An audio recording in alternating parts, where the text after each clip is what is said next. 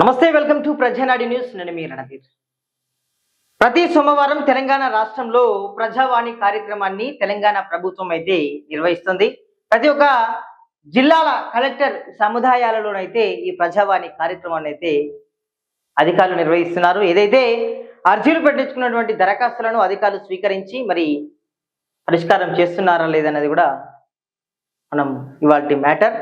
దాంతో భాగంగానే ఇవాళ మనం బ్యాన్ రైటం కుప్పలు కుప్పలుగా ప్రజావాణిలో దరఖాస్తులు పరిష్కారం అవుతున్నాయా లేదా, చెప్పులు అరిగేలా తిరగాల్సిందేనా అనేటువంటి ఈరోజు మన బ్యానర్ ఐటమ్.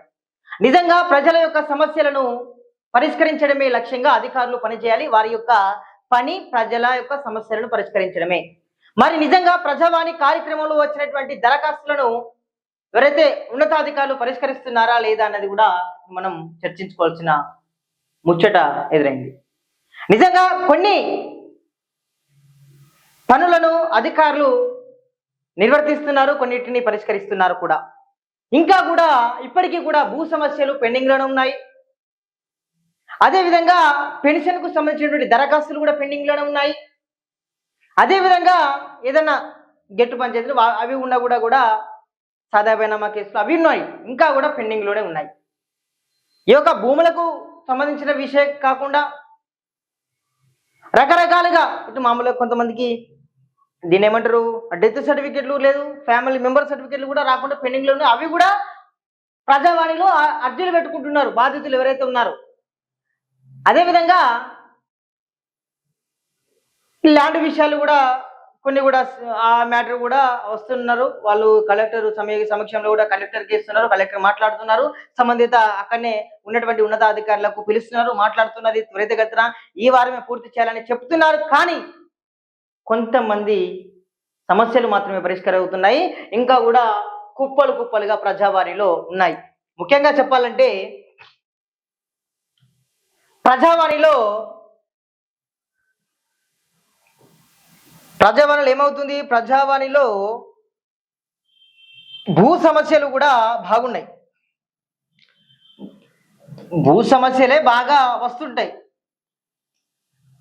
లేదు అంటే మమ్మల్ని మా కొడుకులు పట్టించుకోవడం లేదు కూడా అనేటువంటి అవి కూడా వస్తూ ఉంటాయి వినతులు.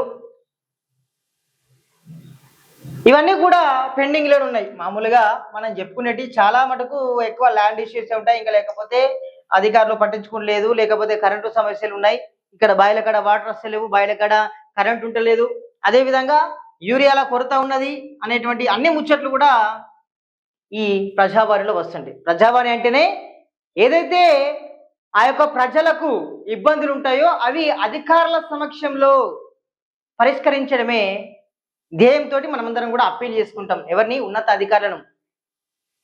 ప్రజావాణి అనేది కలెక్టర్ ఛాంబర్లో జరుగుతుందని కూడా మనకు తెలుసు. కలెక్టర్ యొక్క ఆదేశానుసారం ఇతను ఆర్డర్స్ ఇస్తే తప్పకుండా ఉన్నత అధికారులు చేయాల్సిన బాధ్యత ఉంటుంది. ఇప్పటికైనా ప్రజావాణిలో తెలంగాణ రాష్ట్రంలో ఉన్నటువంటి ప్రతి కలెక్టర్ ఆఫీసులో ఉన్నటువంటి అనేక వినతులను కూడా అధికారులు క్షుణ్ణంగా ఇప్పటికైనా పరిష్కరించండి. లేకపోతే మళ్ళీ ఇంకోటి ఏంటంటే ఒకసారి దరఖాస్తు ఇస్తే అది పరిష్కారం అవుతుందా అంటే లేదు. మళ్ళా సోమవారం రావాలి, మళ్ళా సోమవారం వచ్చి మళ్ళీ ఇంకొక దరఖాస్తు ఇవ్వాలి. ఇవన్నీ మళ్ళీ రిసీవ్డ్ కాపీస్ అన్నీ కూడా బాధితుల దగ్గర ఉంటాయి. ఎన్ని కుప్పలు వాళ్ళకైతే ఎన్ని కుప్పలు ఇస్తున్నామో మనకు వాళ్ళు మళ్ళీ రిసీవ్డ్ కాపీస్ ఇస్తున్నారు. అయినా కూడా పరిష్కారం అవుతున్నాయా అంటే లేదు. అంటే ప్రజలు ఏమైతే మళ్ళీ వాళ్ళు చెప్పులు అరిగేలా తిరగాల్సిన పరిస్థితి వస్తుంది. చెప్పులు అరిగేలా తిరగాల్సిన పరిస్థితి మళ్ళీ వస్తుంది. ప్రజలకు సమయాన్ని వృధా చేస్తున్నారు, అదేవిధంగా వాళ్ళ యొక్క డబ్బులను కూడా వృధా చేస్తున్నటువంటి పరిస్థితి కనబడతా ఉంది. ఇప్పటికైనా అధికారులు సమస్యలను పరిష్కరించండి. హుటాహుటిన సపోజ్ మీరు ఇప్పుడు సరే వారం రోజుల్లో కాకుండా 30 days పెట్టుకొని ఈ తేదీలోపు ఈ బాధ్యత ఉంది, ఏదైతే భూ సమస్య ఉందో భూ సమస్య దీన్ని పరిష్కరించండి. ఈ సర్వే నెంబర్ లేదా లేకపోతే డిజిటల్ సైన్ పెండింగ్లు కూడా ఉన్నాయి, అవి పెండింగ్ ఉన్నాయి, డిఎస్లు ఇవి పెండింగ్, ఇవి కూడా ఇంకా పూర్తి కానటువంటి పరిస్థితి. ఒకసారి ఈ మధ్యలో ఒక అధికారికి ఒక బాధితుడు ఇచ్చిండు డిఎస్ పెండింగ్ ఉన్నదని. డిఎస్ పెండింగ్ ఉన్నది ఎప్పుడు ఇచ్చాడు? దాదాపుగా డిసెంబర్ నెలలో, డిసెంబర్ నెలలో ఇచ్చిండు 2025లో. Only digital send pending. పక్క ఈ జీపీ ఏం చేసిండు? జీపీ వచ్చిండు, సర్వే చేసిండు, అదేవిధంగా పక్కకు ఉన్నటువంటి విట్నెస్లను తీసుకున్నాడు. కానీ ఇప్పటికి కూడా ఇవాళ 9వ తారీఖు జూన్ అయింది, అయినా కూడా ఇంకా డిఎస్ సైన్డ్ కాలే, పెండింగే ఉన్నది. ఇలాంటి ఘటనలు ఉన్నాయి. అవసరం అనుకుంటే ఇది 2 రోజుల పని గట్టి కూర్చుంటే